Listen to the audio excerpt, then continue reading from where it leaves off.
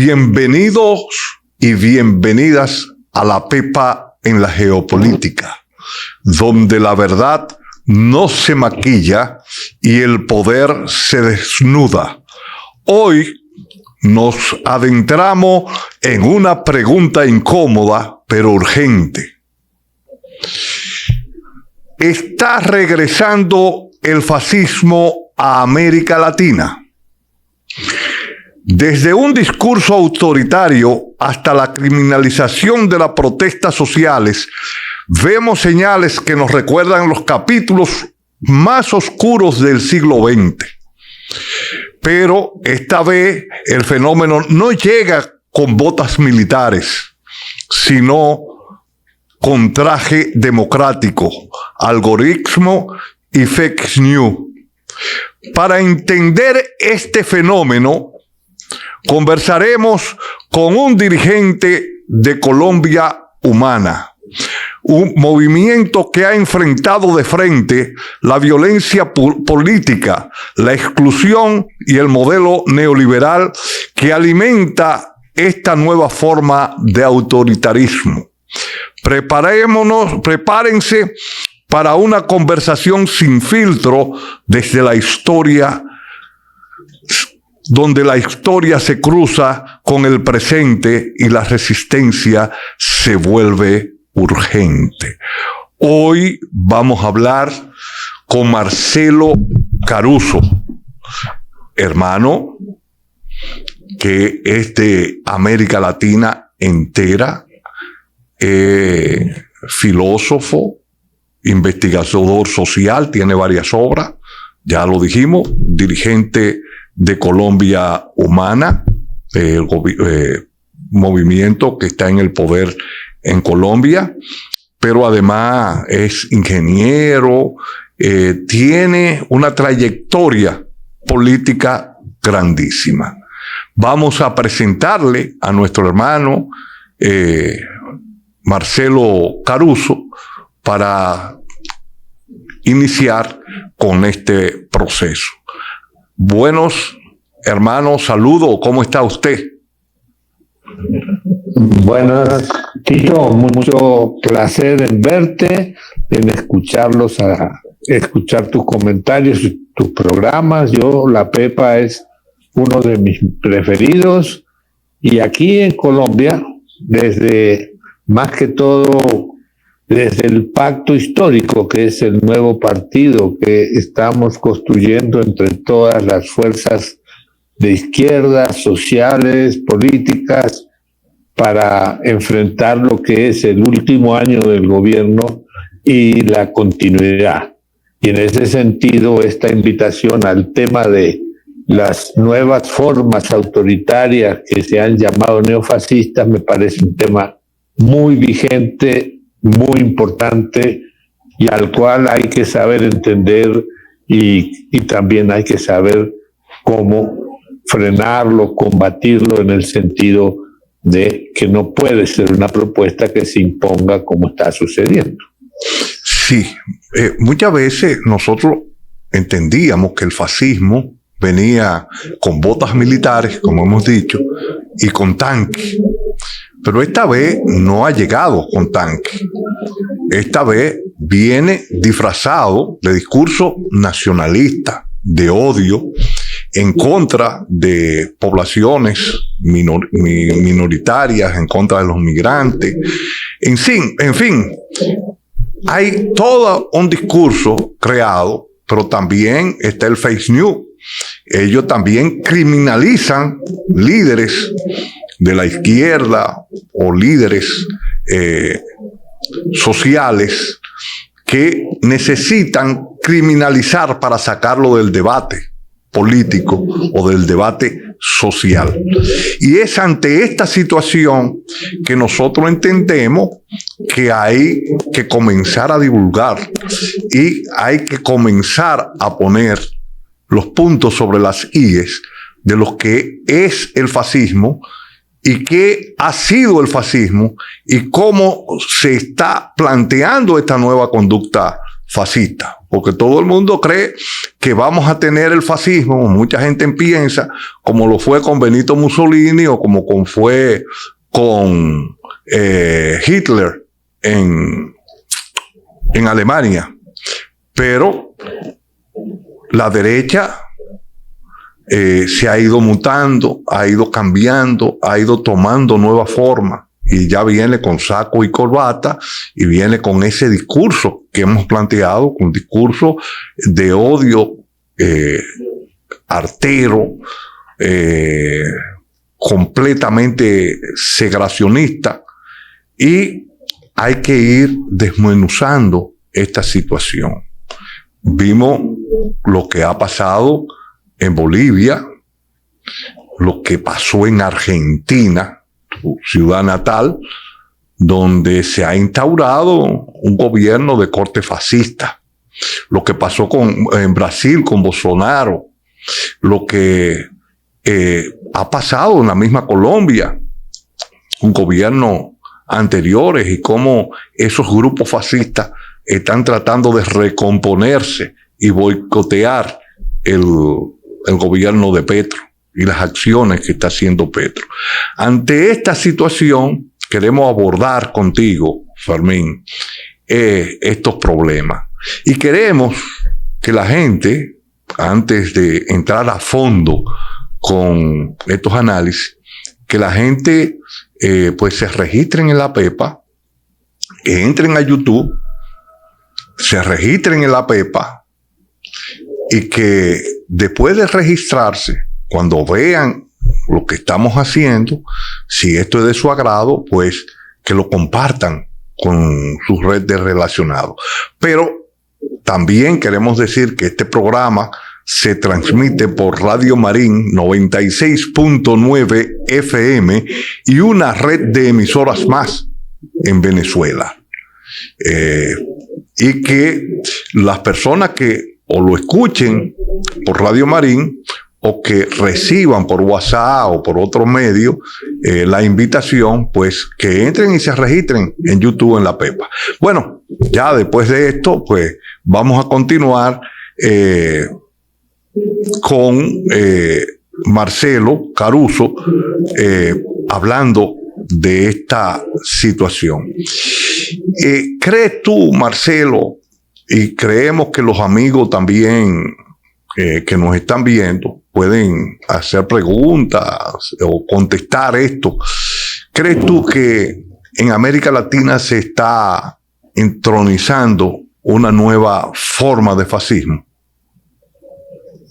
Bueno, primero también aprovecho y saludo a todos los oyentes y a los compañeros de Radio Marín en Venezuela que la están enfrentando una versión global, nacionalista, neofascista, que vamos a explicar cómo está actuando, por qué está actuando y qué podemos tratar de hacer.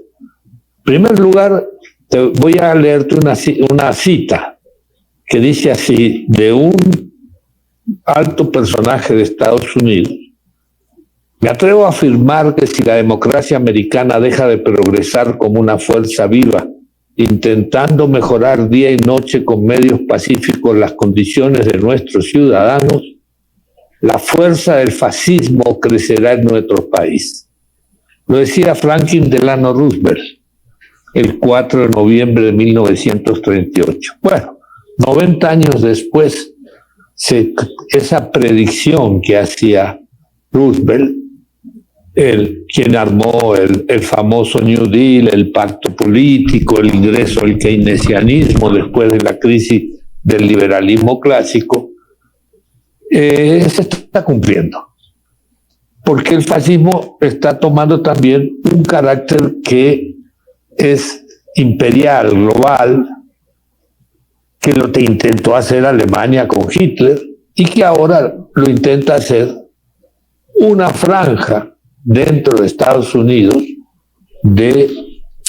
no es el eje central, pero que está representando el intento de regresar a manejar la economía mundial, la hegemonía del mercado mundial en confrontación básicamente con China y otros espacios de cambio que hay en el mundo, y rompe con todas las reglas de lo que era el famoso neoliberalismo, que sigue estando, pero ya con el discurso cambiado, porque es un neoliberalismo nacionalista, fascistoide, y que pasa por encima del modelo del Estado liberal de derechos clásico.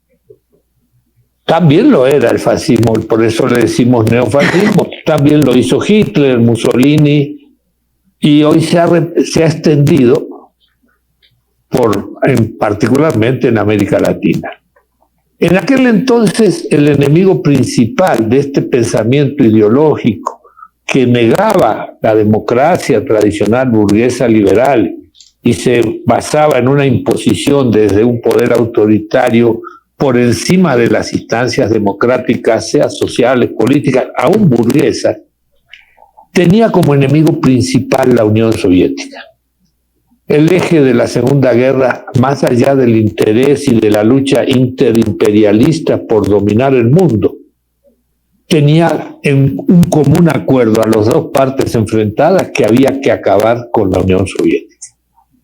Hoy en día no existe la Unión Soviética, pero desde el surgimiento del proceso en Venezuela, con Chávez y todo ese proceso, diríamos, de revolución, y que era pacífica, en el sentido de que no venía por un golpe de Estado, comenzó el imperialismo a entender que algo estaba pasando porque se extendía por toda América Latina.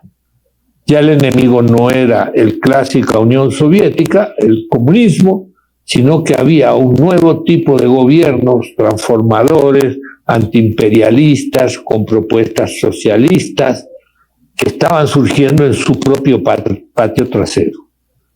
Eso explica lo que estamos viviendo hoy como parte del aprendizaje que hizo el imperialismo, sus bancos de pensamiento, de cómo confrontar estos gobiernos, unos ya de izquierda, y podemos llamarlos revolucionarios, y otros que han estado jugando entre la reforma y la revolución.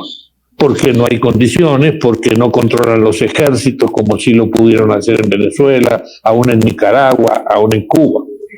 Y entonces está la amenaza permanente, pero ya no es el golpe de Estado, sino es el bloqueo, el aislamiento y un levantamiento desde el interior con la base de hacer fracasar estos gobiernos.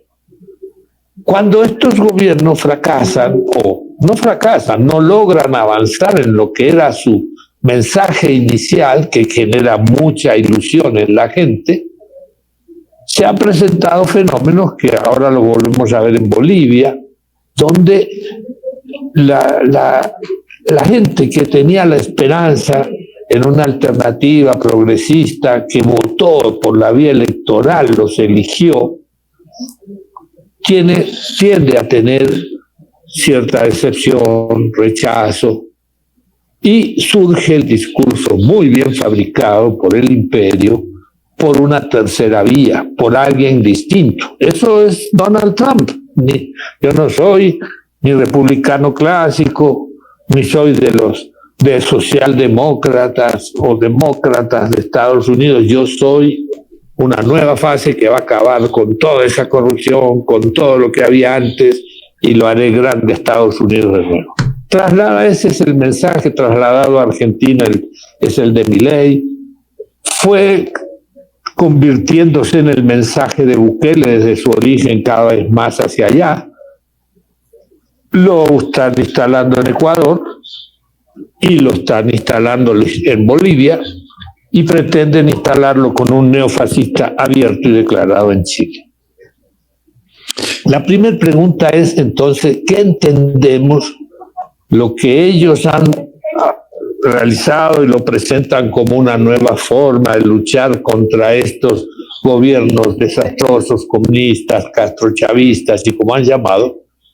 Es por qué se pueden dar cuando teníamos pueblos supuestamente formados como Argentina, como Chile, como Bolivia o Ecuador, y por qué o Salvador, y por qué se pueden estos proyectos que ellos recuperan de la historia y los adecúan a nuestro país por la vía electoral. Como tú dices, ya no es necesariamente el golpe es la amenaza sobre el gobierno progresista, que si tienen que acudir a él lo hacen, pero es también ese cómo trabajan es decir, ese campo social político, los imaginarios de la gente, y manejan sus necesidades diciendo sí, no ha servido el neoliberalismo, no ha servido la izquierda, ahora vienen los nuevos salvadores, que son una mezcla rara de nacionalismos reaccionarios, regresivos y antisociales, que tienen claramente el mismo objetivo que tenía el fascismo tradicional, de golpear a las organizaciones sociales, políticas que se proponen cambio. En un artículo que habíamos hecho esto, yo los defino así a los fascismos. Los fascismos, en sus neo o no neo, nacen y renacen cuando en un contexto de crisis económica y financiera y política del capitalismo, como el que se vive hoy en el mundo, los poderes hegemónicos consideran que esas estrategias de dominación que tenían por la vía democrático-electoral, con un consenso que construían en la gente alienada, corren el peligro de ser derrotados o han sido parcialmente golpeados. Cuando ellos ven que se les escapa de control la situación, antes iban a los golpes de Estado. Ahora no hay condiciones tan fáciles. La gente no acepta violencias de ese tipo así abiertas, guerras abiertas. Entonces aprovechan los descontentos generados por los límites o fracasos fabricados por ellos desde adentro, impidiendo que avancen las propuestas, sean socialdemócratas, progresistas o de izquierda, y se ofrecen como la alternativa con autoridad y poder para reemplazar tanto a los derrotados partidos tradicionales de derecha, en Colombia el Partido Liberal, Conservador, Clásico, y los de izquierda. Es una estrategia que se basa en utilizar deformadamente los ejes de los discursos y propuestas que ha hecho la izquierda: el socialismo, el nacionalismo, el obrero y popular, la participación comunitaria, la lucha anticorrupción. Todo eso son capaces de nombrarlo y hacerlo propio. Pero para decir que eso no funcionó, pero sí como ser yo soy popular, Hitler tenía un partido que salía Partido Nacional o Partido Nacional Obrero Nacional Socialista. Con ese nombre ganó las elecciones Hitler en Alemania. Y uno dice, ¿pero qué pasó ahí? Porque había tan autoridad del socialismo que había que usar el nombre. Había tan autoridad de los obreros que había que usar ese nombre. En esa época, los sindicatos tenían un gran... Hoy la autoridad es el pueblo, las necesidades inmediatas, lo nacional. Siempre hay un sentido en los pueblos de soberanía, de cierto antiimperialismo natural en algunos países. También se vuelve a veces una dominación hasta que los pliegan y se pierde eso, y se vuelven admiradores del que te domina, que el que te hegemoniza, el que te maltrata. Pero no es esa la línea en América Latina. Un ejemplo en Bolivia. En Bolivia se crearon todas las condiciones porque no lograron pasar del gobierno progresista a un gobierno transformador estructural. La crisis no es un problema así, que Evo o Lucho Arce o Evo Morales, yo diría ambos cometieron muchos errores. Pero el fondo de que uno se divida internamente dentro de una fuerza que tiene una base social, tal vez la más grande organizada que había en América Latina, no era por los egos solamente. Es que había llegado a un punto con sus 3 gobiernos que había tenido Evo inicialmente, muy buenas muchas cosas, pero donde no lograron dar un salto de transformación estructural de la sociedad. Seguían dependiendo de una democracia burguesa, de poderes que estaban totalmente dedicados a trancarlos, y de un ejército que cuando tuvo la necesidad dio el golpe. Es decir, ante esa frustración de no poder avanzar, el gobierno ya de Arce es un gobierno que termina enfrentado desde afuera y desde adentro, y se dan las condiciones para que llegue un salvador, un outsider de la política, que se vayan todos, como también se trabajó en Argentina. ¿Y qué hizo la gente? ¿Votó por los fachos? No. Había un peso social, una conciencia acumulada. Votó por el que consideraron menos malos de los nuevos, que es un embuchado. Seguramente puede ser un gran bonapartista que va a decir voy a ayudar a los ricos y a los pobres, y termine sirviendo al imperio. Pues eso es lo que puede sospecharse. Pero la gente no votó por Camacho, el facho de Santa Cruz. Como creo no va a votar en Colombia por el uribismo. El uribismo, más allá de la condena de Uribe y todo el impacto que ha tenido, la gente ya entiende que eso es guerra. Y yo no quiero más guerra. Y en Bolivia buscó una especie de un socialdemócrata con pesos en las iglesias evangélicas, que sabemos que también ahí hay de todo, si bien las direcciones vienen fabricadas desde el imperio. Ya tenemos en Colombia iglesias evangélicas, y también se dio en México, en Argentina, que empiezan a tener lucha de clases adentro, como pasó con la Iglesia Católica y sigue pasando. Entonces, buscó es decir, no fue tan dócil de ir detrás del más facho, sino que buscó una alternativa. Eso no nos alienta. Eso es lo que muestra que el problema no es la gente. Que la gente, cuando ha sido formada, organizada socialmente, entiende que le están tratando de vender un embuchado que va a ser peor que aún que la derecha tradicional y que la izquierda con sus avances ilimitados. Muy bien, tenemos que enfrentar esto. Ellos, y lo sigo leyendo, aprovechan los descontentos y los fracasos y se ofrecen como alternativa. Usan nuestros lenguajes. Todos ellos son participativos, hasta van a cuidar la naturaleza, aunque hacen todo lo contrario, como fue Bolsonaro, que acabó con el Amazonas, y como está pasando ahora, la anticorrupción, que era la bandera de Milei, le tocó a su hermana y lo apedrearon, y está preparando un estallido en Argentina que tiene una gran ventaja desde el punto de vista que, bueno, la gente reacciona, pero no tiene una dirección muy clara. Se va a ver en estas elecciones que hay pronto, en estos días, si hay una posibilidad de reconstruir un movimiento que agrupe a la izquierda marxista, que ha sido no ha comprendido el fenómeno del peronismo y de que dentro de él hay lucha de clases, y lo que es lo mejor del peronismo que está sobreviviendo, con Kicillof, y que es el gobernador de la provincia de Buenos Aires. Pero el tema no va a ser electoral, el tema sigue siendo, para no darle juego a estas propuestas autoritarias, que no, ellos son pacificadores, pero es cuando pueden, caso Trump y caso lo que hace Bukele, la violencia es el eje central y la guerra si es necesaria.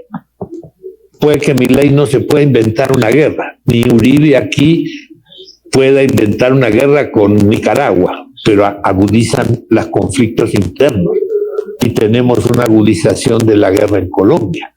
Y eso prepara para decir, la izquierda no lo pudo hacer, la derecha tampoco, y están viendo si logran contratar un salvador, un mesías, que en nombre de digamos, de un bonapartismo, ese que dice que va a estar con los dos hasta que tiene que decidirse para quién realmente va a estar, si con los ricos o los pobres, y con eso recuperar un cierto equilibrio del mercado. ¿Quién ha sido la principal víctima de esta, además del pueblo, los líderes sociales que han sido golpeados, asesinados, encarcelados. Eso existe.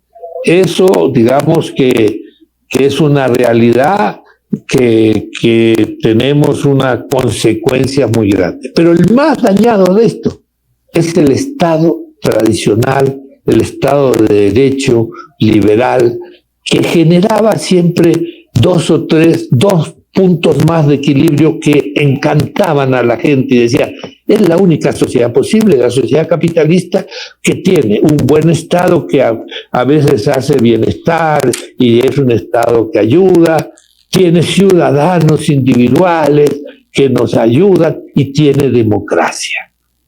Y entonces esa farsa ha mantenido y ha jugado ideológicamente, está generando imaginarios en la gente de que no hay otra porque fracasó el socialismo, el comunismo, y esta es. Bueno, lo están hundiendo. Y eso, en los grandes ejes y centros del mercado mundial, que son los que están enfrentándose con los chinos, con el modelo chino, es una preocupación, porque el mercado no funciona en medio de un régimen autoritario, represivo. Necesitas mostrar que hay cierto equilibrio, garantía para las inversiones, que el dinero que no se va a escapar la inflación y que la gente va a consumir feliz porque, bueno, estamos con el menos malo de todos, ¿no? Eso está planteando a nivel global una crisis dentro del sistema capitalista, que un ejemplo es lo de Europa.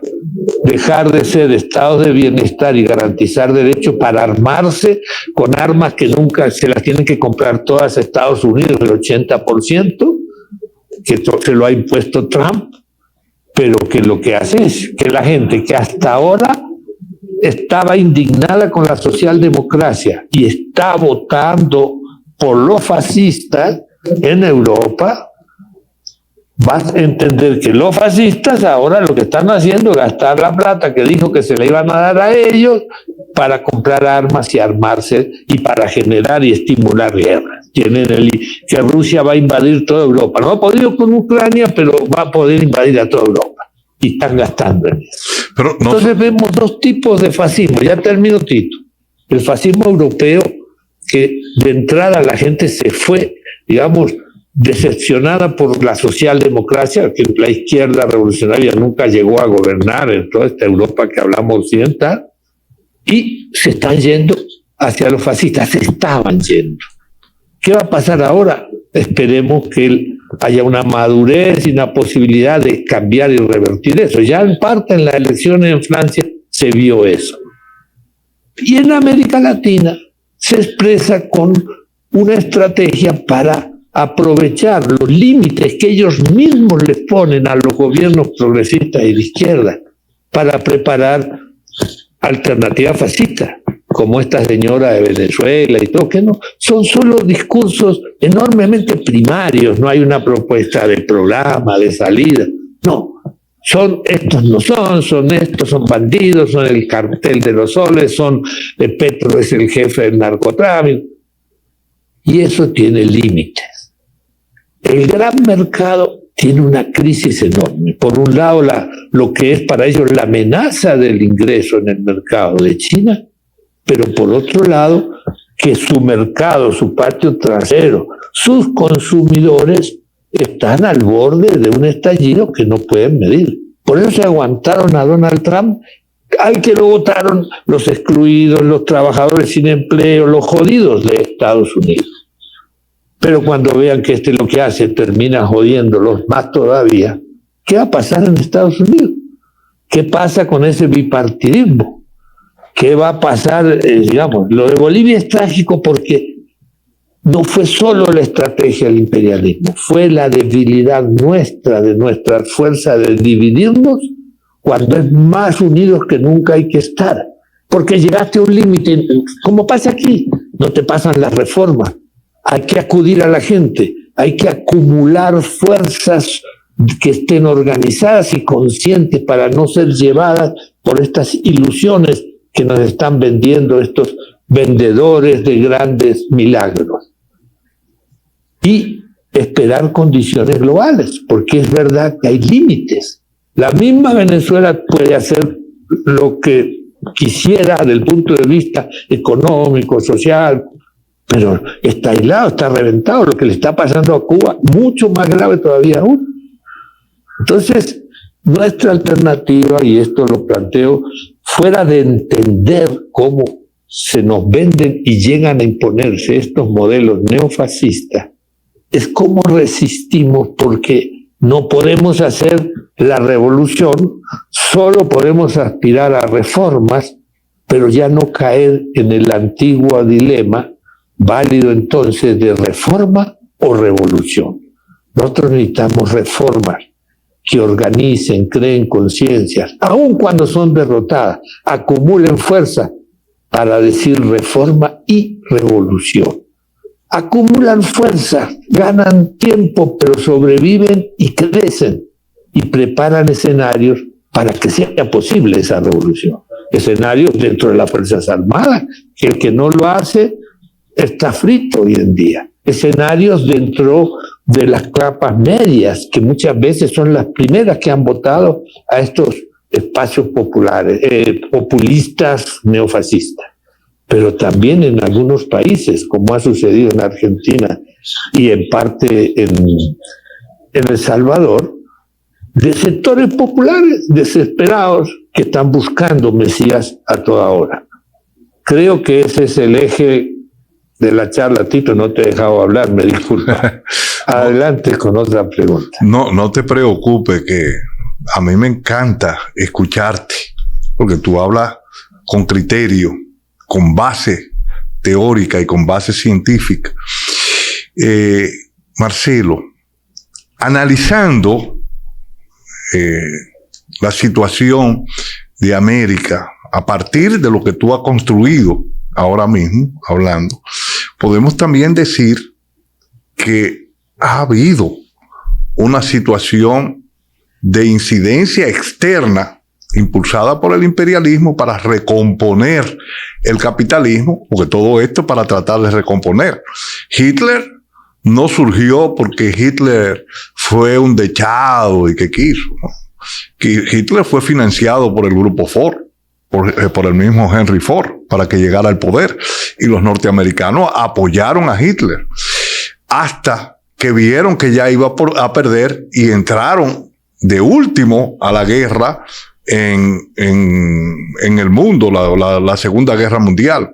Pero ellos vendían armas a uno y otro, y por eso ellos quedaron fortalecidos, y por eso pudieron imponer el patrón oro después en Bretton Woods. Pero además de esas situaciones que se están dando, que se da al exterior para tratar de frenar los grupos de avanzada en América Latina, también ha habido una situación de enfrentamientos internos entre los liderazgos. Y lo vivimos con Cristina y Fernández en Argentina. Esas cismas se van dando y abren paso, pero también se vivió en Ecuador. Ecuador no fue impuesto el modelo a través de unas elecciones que ganó. Ganó Lenin, apoyado por las fuerzas progresistas. Y desde adentro, Lenin dinamitó el movimiento y se pasó hacia la derecha. Vimos en El Salvador también que se dieron esos enfrentamientos o esa situación, y eso permitió que Bukele llegara. Y entonces vamos viendo eso, y lo último que hemos visto es el enfrentamiento entre Evo y el presidente de la República, en los cuales ese enfrentamiento dividió la fuerza, porque si sumamos el voto de abstención que planteó Evo Morales y el voto que sacó el MAS, podemos ver que era una posición de participar en esa segunda vuelta. Entonces, aquí vemos esa construcción y esa situación de crear desde fuera, pero también ver desde dentro los liderazgos que tenemos. ¿Qué opina? No, bueno, muy largo, Tito, pero ya tenemos tiempo, ¿no? Muy cortico, ¿no? Sí. Creo que vamos a terminar con la Pepa. Radio Marín también tendrá sus tiempos. Pero no, es decir, lo más grave, el imperio aprendió. Se demoró una década, yo diría, desde que se sorprendió también la izquierda. El surgimiento de Chávez luego Lula, para ellos era una sorpresa. Ellos creían que lo podían volver socialdemócrata a Chávez. Al propio Lula lo han jugado con eso. Han puesto muchos gobiernos más, digamos, menos comprometidos, más progresistas que de izquierda, pero aún así no lograban recuperar el control del Estado a través del gobierno, si bien tienen los otros dos poderes en general, y no tenían la capacidad de vivir del mercado vía la corrupción, vía los narcotráficos y lavaderos que se han vuelto todos estos estados, lavaderos de dineros de la mafia. Entonces, frente a esa situación, lo que el imperio aprendió fue que no solo había que preparar embuchados, ¿no? Mesías, falsos mesías, sino que había que dividir internamente. Siempre lo hizo, antes infiltraba. Ahora lo que hace es dividir, estimular personalidades, defectos. Un corrupto genera el discurso de que todos son corruptos. Teníamos el lema, yo me acuerdo, en los 70, aún en los 80, que gobernara la izquierda, eso no se pensaba que podía haber corruptos. El sistema nos penetró, el mercado penetra. Pero lo que es decir, no podemos permitirnos es que dividan nuestras bases y organizaciones populares, sociales y nuestros partidos. Se pierde el sentido de quién es el contradictor principal, para no hablar de enemigos, si bien es enemigo. Y encontramos los enemigos a muerte entre nosotros mismos. Siempre decíamos, eso es una división en la izquierda, se odia más que odia más a la burguesía. Pero ahora eso podía pasar en pequeños grupos, pero ahora somos partidos que como lo mínimo tienen un 30% de base social, cada vez más popular, que eso es interesante, porque en su momento, cuando en Colombia ganó Uribe, que fue el modelo de crear un Estado comunitario al estilo Estado fascista, donde desaparecían las relaciones intermedias con la gente, las relaciones, digamos, de control del Estado sobre el gobernante, de los tres poderes que se controlaban, entre comillas. Bueno, cuando ganó Uribe, lo hizo con un voto popular. Uribe fue el campeón, el primero neofascista, que nunca lo dijo, porque, aclarando una cosa más, supo jugar al tránsito de un Estado social de derecho que se llama en Colombia, la Constitución tenía ese espíritu, pasando hacia un Estado fascista utilizando la guerra. Modelo clásico de Hitler y Mussolini. Mussolini deseaba irse a pelear al África, a conquistar algo, todos lados lo derrotaron, pero mantener la guerra. Y el enemigo fundamental es la guerra. Aquí son el Estado con la comunidad peleando contra la guerra. El Estado soy yo total y hay ciudadanos individuales, no organizados. Llegó al extremo eso el uribismo. Y eso, de alguna manera, esos liderazgos fascistoides como estos, el imperio le permitió todo, a pesar de que eran de origen narco, sus ingresos y todo lo que conocemos de la corrupción. Ahora, hoy en día ya no tienen esa posibilidad. Aquí nosotros yo creo que nuestra segunda vuelta presidencial va a ser entre una propuesta de centro izquierda con una propuesta de centro derecha, centro progresista y centro derecha, y la ultraderecha se sumará sin duda a ese centro derecha, pero no va a ser su candidato. Tiene unas divisiones internas muy fuertes, porque el neofascismo los fascismos no fueron creados para estabilizar una sociedad en el tiempo.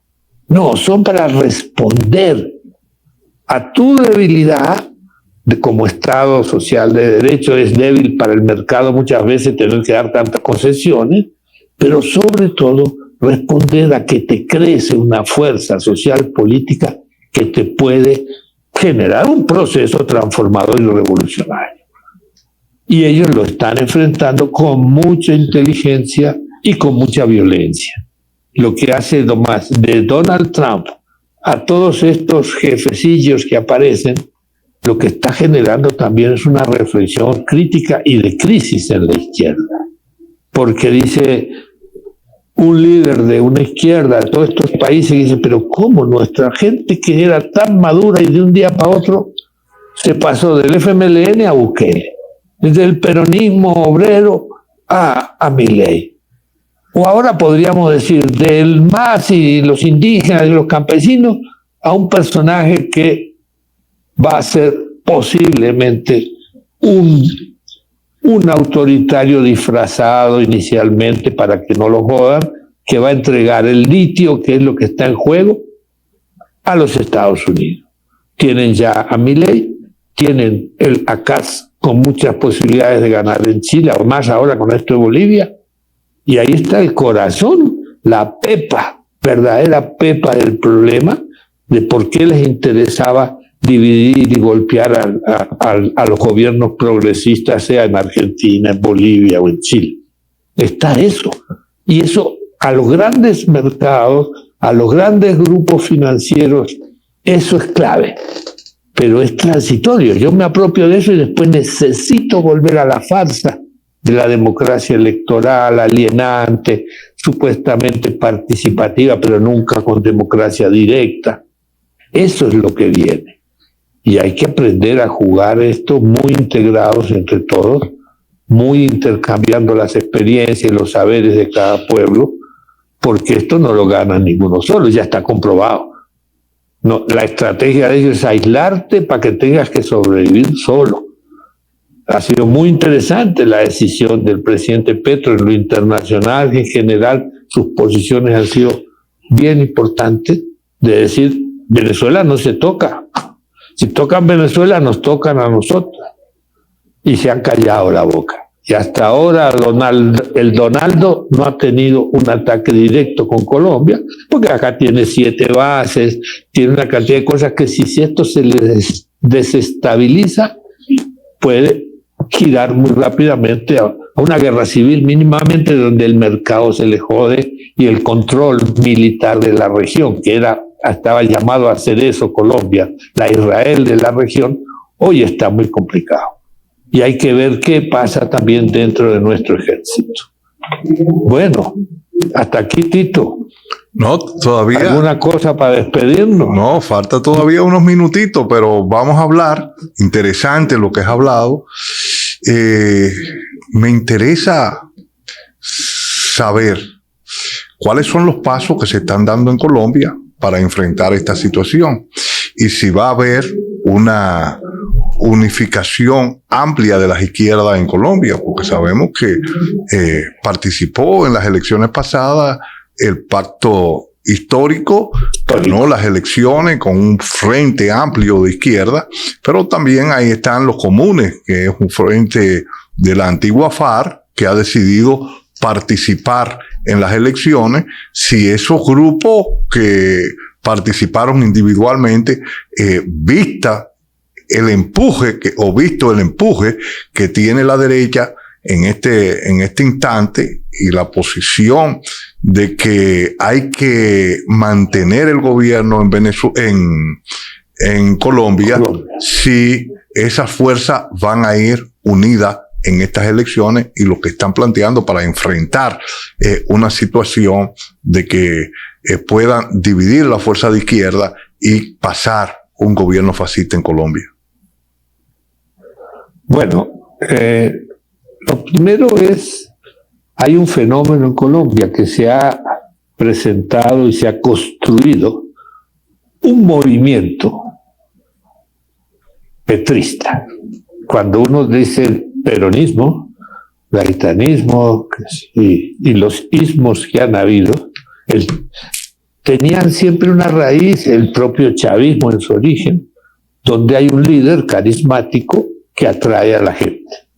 Eso se ha generado, puede tener un 30-35% de base de ese tipo, gente que cree en el líder porque cree en su discurso, porque tiene carisma, y es algo que dura en el tiempo, como han durado todos esos movimientos, que no siempre es ideológicamente coherente, que hay en su interior toda una suma si quieres, del espacio de las clases sociales, si bien no existe en el petrismo una derecha, digamos así, ¿no? Neoliberal, como puede suceder, hay en el Frente Amplio de Uruguay, hay en el PT de Brasil, sectores y lucha de tendencias. El petrismo es una cabeza con el líder, lo que diga el líder. Esos son los movimientos. Y al mismo tiempo hay una base de la izquierda que serán un 10%, 10-15%, que es una izquierda madura, preparada, puede ser 20 a veces, que tiene comprensión de que el problema no es solo el caudillo, sino que es un partido, un programa y un proceso. En lo electoral, que siempre es el espacio más lamentable que tenemos, y ellos lo juegan mucho para dividir, ¿no? Las elecciones, como ser pasadas en lo local, nos fue muy mal, porque hubo 2 o 3 candidatos de izquierda para una alcaldía, cosas así. Todo el mundo se sentía que ya era concejal porque estaba con el gobierno nacional, y no fue, si bien en votos se ganó un poco más de votos, pero era para haber ganado las principales ciudades, cosas que hacíamos antes y ahora no lo hacemos. Caso Bogotá. Hay una discusión, se está preparando ya, se hizo una gran convención de los 4 partidos que tienen personería y que son los que tienen más parlamentarios, que forman parte de la coalición Pacto Histórico. La estrategia es disolverse los 4 y crear un nuevo partido, porque la ley no permite que vuelvan a hacer una coalición, porque ya sacaron muchos votos. Bueno, entonces eso ya se decidió. Ellos presentaron la renuncia y solicitaron automáticamente una nueva personería unificada que se llamaría Pacto Histórico. Ahí está. Colombia Humana, que es más el partido de Petro. Yo no soy Colombia Humana, yo soy Pacto Histórico, socialistas en el Pacto Histórico. Está ahí la Unión Patriótica del Partido Comunista, que son una unidad entre ellos, y está el Polo Democrático. Pero hay un problema, que el Consejo Nacional Electoral, que tiene que hacer ese trámite administrativo y rápido, legal totalmente, lo ha frenado, y eso está frenando el proceso de que se pueda construir el nuevo partido, y el 16 de octubre tendría que hacer, cosa que se aprobó en la fundación de este nuevo partido, se aprobó que las listas a Senado y Cámara serían hechas todas por consulta interna y luego popular de los partidos. Esta es la primera vez, porque en general siempre se hacía el que tenía el dedo del presidente, el dedo del cacique en la región que nombraba para la Cámara de Representantes, que son elecciones departamentales, digamos, se eligen por departamento. Entonces, eso tiene en crisis el proceso y su legitimidad, porque la gente está con todas las mañas que hay en esto, que a unos los dejan entrar a la consulta, a otros no. Era un hecho muy interesante, construirla con consultas, digamos, dentro de sus partidos y con una consulta general para ya el caso de presidencias. Tenemos unas 6, 7 precandidaturas a presidencia, que es todavía muy importante. Ahora salió la candidatura de Iván Cepeda, quien fue la víctima que terminó haciendo condenar a Uribe en el juicio, una persona con mucho prestigio. Entonces, se está organizando una interna de votación de los partidos del pacto histórico. Eso yo creo que aún con todas las demoras que va a haber, se va a poder hacer, pero tal vez no se va a poder hacer la del Congreso.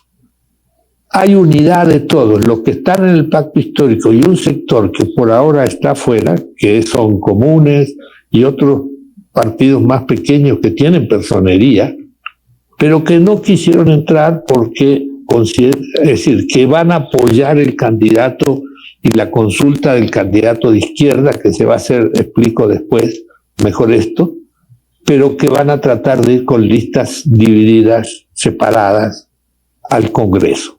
Y lo que se demostró es que sin Congreso, en estos procesos donde tú no puedes avanzar a nuevas formas de reformas constitucionales que garanticen una democracia más directa, más asamblearia, lo que vamos a hacer es que en vez de ganar, vamos a perder parlamentarios y vamos divididos. Ya nos pasó la elección pasada. La apuesta es que haya una ola para mantener lo que tenemos en el Congreso y aumentarlo, en función de alianzas, y al mismo tiempo va a suceder lo siguiente con los candidatos presidenciales.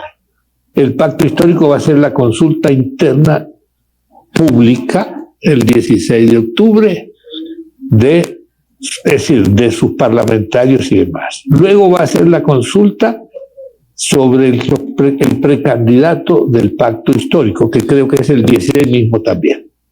¿Quién gana por todo el pacto histórico y esos 6, 7 que seguramente muchos se van a retirar, o muchas? Ese candidato en las elecciones de Congreso abiertas ya, no consultas internas, que se va a hacer en marzo, se van a presentar en una consulta con sectores de lo que se ha llamado el Frente Amplio, que son sectores liberales, socialdemócratas, que están fuera del pacto histórico y siempre han estado, pero que han acompañado en el Congreso, en cargos de ministros y demás, a esta presidencia de Francia Márquez y Petro. Esa consulta puede ganar el candidato del pacto histórico, como puede ganar uno de estos candidatos de centro progresista. Y ese candidato va a ir a la primera vuelta con todos los demás candidatos y con la intención de pasar a la segunda vuelta y ganar las elecciones. Puede que gane el candidato del pacto histórico en esta consulta ya entre lo que se llama el Frente Amplio. El Frente Amplio aquí es el que se amplía hacia el centro, ¿no? O puede ganar uno de los del centro, que a veces tienen más mañas, más clientelas, más amigos en todos los demás partidos del sistema. Lo que yo creo que se aspira es obviamente a que gane el candidato del pacto histórico, o por otro lado que gane el que salga elegido y que no signifique una regresión neofascista ni autoritaria, al menos un statu quo, quedarse quieto ahí el proceso, lo cual no es sencillo. Lo que personalmente creo es que la derecha ha quedado muy golpeada con lo de Uribe y con su desprecio. Ya la derecha era la cuarta fuerza en el Congreso, el uribismo, la ultraderecha, llamémoslo así, los neofascistoides. Y es muy difícil que se genere un fenómeno que ganen ellos, pasen a segunda vuelta con un candidato presidencial. Están buscando aliarse con los sectores de la derecha tradicional liberal conservadora y presentar un solo candidato. Lanzaron un outsider que era una periodista de una revista que está en manos del peor sector del capital, y Vicky Dávila, pero hasta ahora no ha pegado. Pero también eso pasaba con Milei, así no se sabe, ¿no? Una candidatura inventada, pero muy agresiva, muy neofascista en muchas cosas, que no va a pasar, porque eso aquí significa guerra.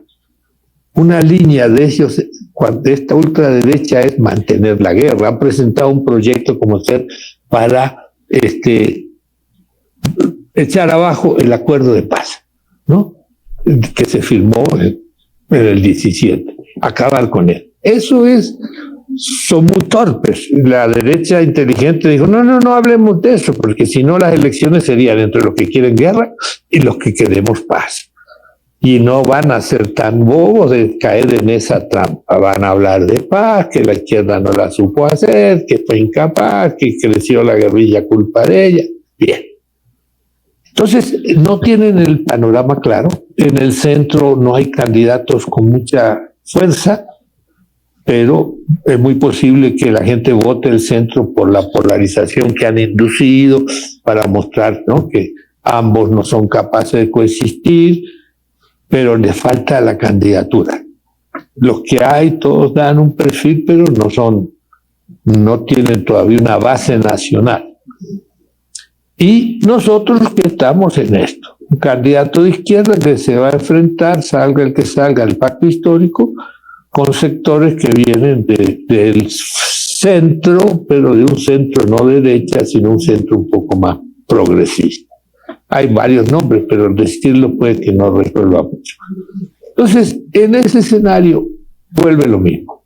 El nuevo partido, ¿cómo va a ser? Va a ser un partido de tendencias.